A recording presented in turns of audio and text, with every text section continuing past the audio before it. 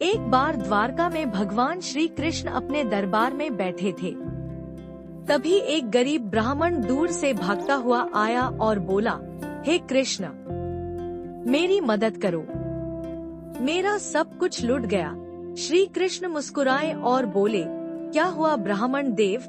ब्राह्मण रोने लगा, मैं तीर्थ यात्रा पर गया था, लौटकर देखा तो मेरा घर जल चुका है, सारी संपत्ति लुट गई, अब मैं क्या करूं?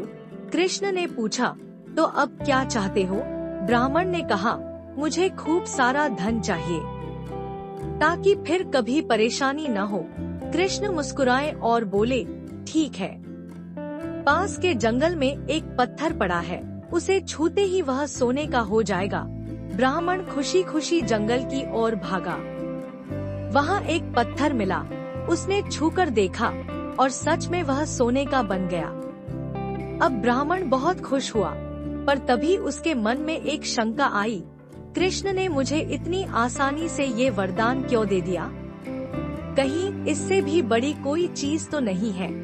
वह उल्टे पैर वापस दौड़ा और बोला, प्रभु, क्या आपसे भी बड़ा कोई खजाना है?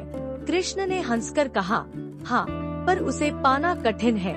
ब्राह्मण ने कहा, ठीक है। श्री कृष्ण बोले, तो यह सोने का पत्थर फेंक दो, फिर मैं तुम्हें असली खजाने का रास्ता दिखाऊंगा। ब्राह्मण सोच में पड़ गया। उसने सोने का पत्थर देखा और फिर कृष्ण को।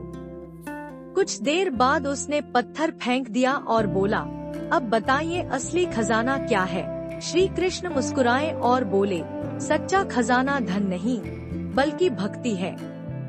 अगर तुम मेरा नाम सच्चे मन से जपोगे तो तुम्हें कभी किसी चीज की कमी नहीं होगी। ब्राह्मण समझ गया कि असली सुख बाहरी चीजों में नहीं, बल्कि श्री कृष्ण की भक्ति में है। ब्राह्मण ने कृष्ण के चरणों में सिर झुका दिया और हमेशा के लिए उनका सच्चा भक्त बन गया।